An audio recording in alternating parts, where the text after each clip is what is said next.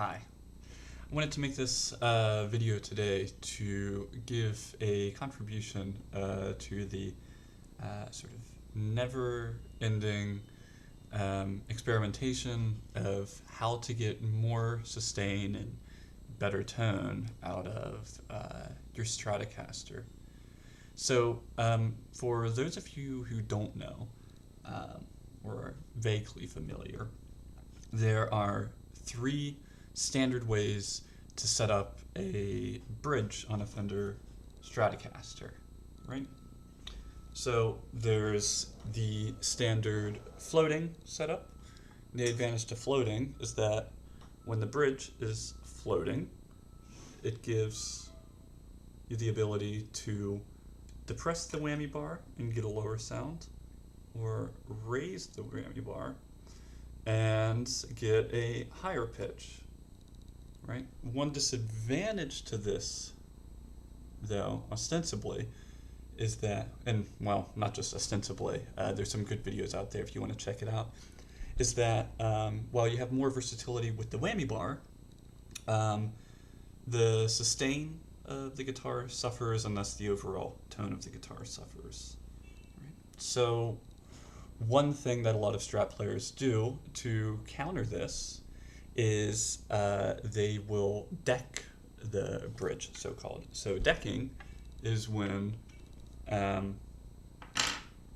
you take the cavity, the claw here, right? The claw in the cavity, and you screw it all the way in, and you get maximum tension, right? So this effectively makes it so that the whammy bar, you can depress it, right, and get a lower tone, but then you lose the ability to raise the whammy bar, right? But it's seen as a good sacrifice, and there's some great videos out there on sustain that shows that decking does in fact improve. Now the most extreme, and this is I think what Eric Clapton popularized, is also blocking the bridge. So the third way of setting up the Strat, where you would essentially deck it first, so get this as tight as possible, and put in something in here to block. So the whammy bar can't go up or down. It's essentially a hardtail at that point. So what that does is that ensures that all of the vibrations, most of the vibrations possible inside of here, will get transferred to the wood of the body, which then keeps the vibrations going, which means that the pickups will continue. This is all just a really long way of saying that the theory essentially is that the more vibrations from the strings that go into the body of the guitar gives you more sustain. Great.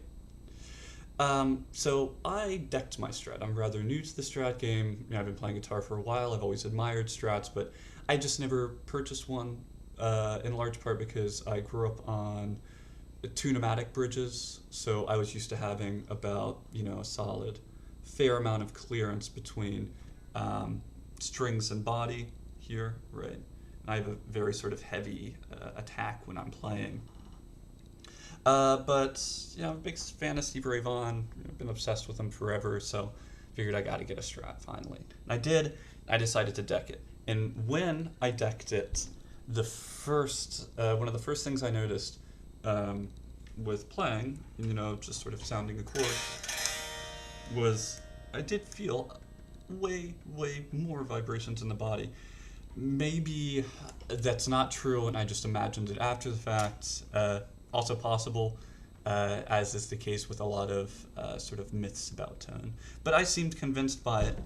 The problem, though, is that decking, especially with decking with 5 springs, is a lot of tension, and it effectively makes the whammy bar immovable and impractical. It's not really better in some ways than decking. Problem is that since there's so much tension, you have to push so hard on the whammy bar that it can cause it to bend and break. You can see that I've bent this one here, cause it to bend and maybe even break, and it's a nightmare if you break a whammy bar with the screw still in there. So then I don't see the point in having a guitar with a tremolo and not being able to use it. So I started thinking, well, so decking does a few things. It increases the tension here, right, which ensures that more vibrations go into the body. But what I thought was really the more important part was the fact that it made the, if I can tilt this, it puts the claw flush against the body on both the bottom, right in this corner here, and against here, right? And this is where the vibrations are really being transferred back into the body. Of course, the added spring tension plays into that as well. It of course helps it, so it's a combination of both. But it was in my opinion that obviously it must be this metal on wood contact that's really doing it. So I thought to myself, there's got to be a way to have the best of both worlds, of being able to have a floating tremolo with this contact here. So what would that look like? Would that then be maybe a real big, longer claw? Yeah, that could work. Could it be maybe a piece of metal that sits in between? Yeah. That should, in theory, work too. So my little experiment for you guys is I'm going to take this claw, assuming it's from a Floyd Rose bridge. It's just sort of a spare one.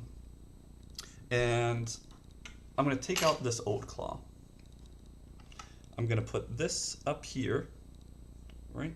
Put this up here with it, and have the have that go against the end, right? So this will sit flush on the this will sit flush on the cavity wall, right? And this will sit flush on the bottom. And meanwhile, the real claw, right? So the claw that's actually holding onto the strings, I'll put that up against it, right? And have the screws running through here, the tension going against. And in theory, then, I should have a floating bridge with the full metal contact that decking would give, while still having the full usability of the tremolo. So, gonna try this out, and I'm gonna do a few recordings.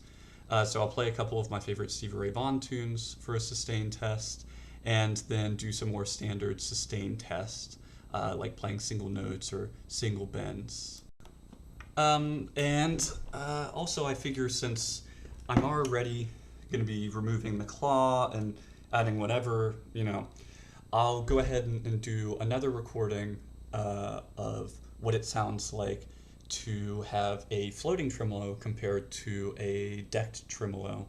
So I'll have three types, or maybe three recordings. So I'll do one floating, one decked, and one with the buffered deck, with a piece of metal that basically ensures that all of the vibrations go back into the body.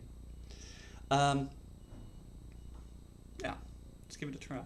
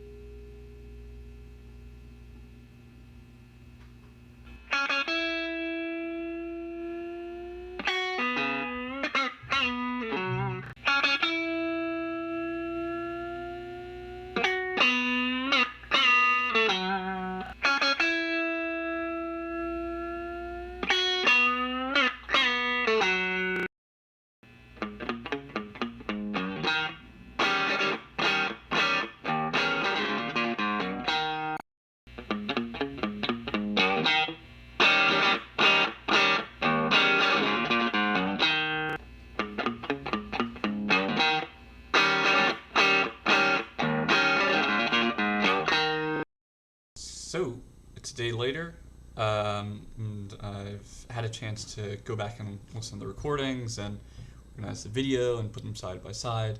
And I would say that I'm tentatively satisfied with the experiment, but I'm rather agnostic on the results. And of course, the factor I forgot to mention, but is probably the most consequential factor. What was the problem with this experiment? I couldn't be super scientific with it. So there's a few things I want to say at the outset before thinking about the experiment itself and how it turned out.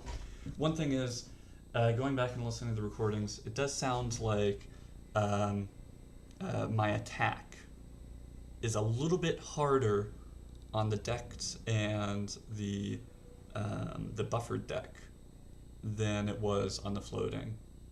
Totally possible. The other problem is I don't have proper recording equipment. I didn't say it at the outset, but I used my Pixel to do the recording and set it in a stable area on the pedal board in front of the speaker to ensure that at least in that respect it would be consistent. But it wasn't high quality recording, and there's lots of background noise where I am. I'm in an apartment in New York, and there's always construction vehicles right beside here. So if you notice incessant beeping or whatever else, that's what it is. So it's not a good recording environment. And of course, apartment. This means I couldn't really crank an amp. So I was just, it's not ideal in that regard either.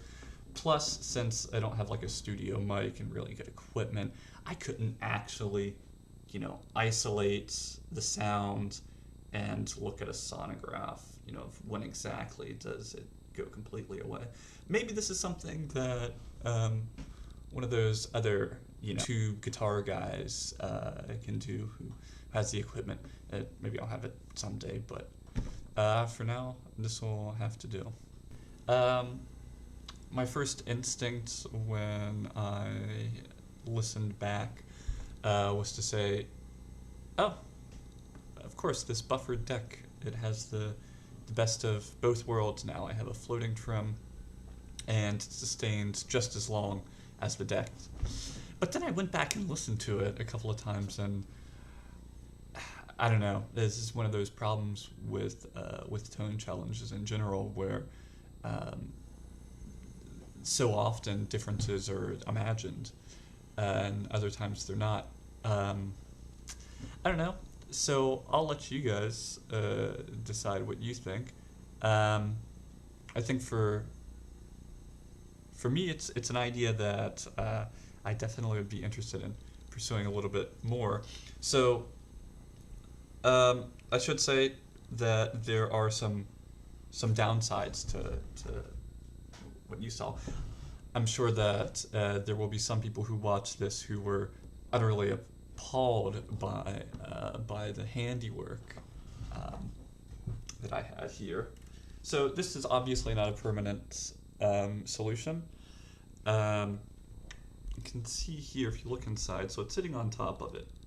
And I'm fine with the angle it's sitting at. The way that it's working is that it's ensuring that all of this force is not only going up against the wall, but it's also going down on the cavity floor. Right? So that's okay. One big problem, if this is here, this means I can't adjust the tension here. As it is right now, the bridge is not just floating, but is actually tilted up just ever so slightly. It's not a big deal. Lots of people set up their Strats like that. But I have 11s on here right now. I tune in E flat. If I ever wanted to go, full out SRV imitator and wanted to put 13s on here, this angle would shoot up significantly more. And I would have to be able to tighten this up. With this here, I cannot do it. So in an ideal world, if I wanted to bring this through to the end and, you know, I don't know, start a business of sustain enhancers, you know, the best idea might be to have a set of brass blocks that fit snug, flush against the floor and the wall of the cavity that are maybe, I don't know, 1/8 of an inch wide apiece, so that you could, you know, stack a few of them together. With the way this is now, there's approximately a 1/2 inch of clearance here, which is not larger, it's not wider than usual for a Strat setup, not necessarily. But of course it takes all the adjustability out. So that's a big problem. Yeah, on the other hand, when you deck the bridge, it also really sort of limits your capabilities. So for me, it was a fun little experiment. Truth be told, I decided to do this only because I'm replacing the bridge on here in the next week or so. I found a Babbage bridge for really cheap, so I figured why not. This one, the stock bridge on here, is pretty good. I think it's a sort of a Godot vintage style. It's okay, but I have some very slight problems with it, and in any case, I hope that this video gave you guys some ideas. Oh, and then of course, I didn't show the functionality. So let's say that we're optimists and we say, okay, this experiment worked. Well, now I have a bridge.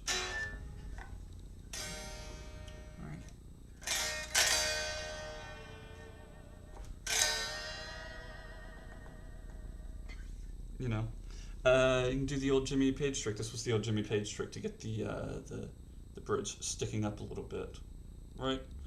So, potential thing that some of you guys might be able to do if you maybe happen to use lighter gauge strings, let's say 9s or 10s, certainly the size of a cavity claw would squeeze in there. But if you're using any higher gauges, it wouldn't work. But as for the idea with the series of blocks, hey, potential investment opportunity for somebody if you want to go that route. In any case, thanks for watching. Hope it was helpful.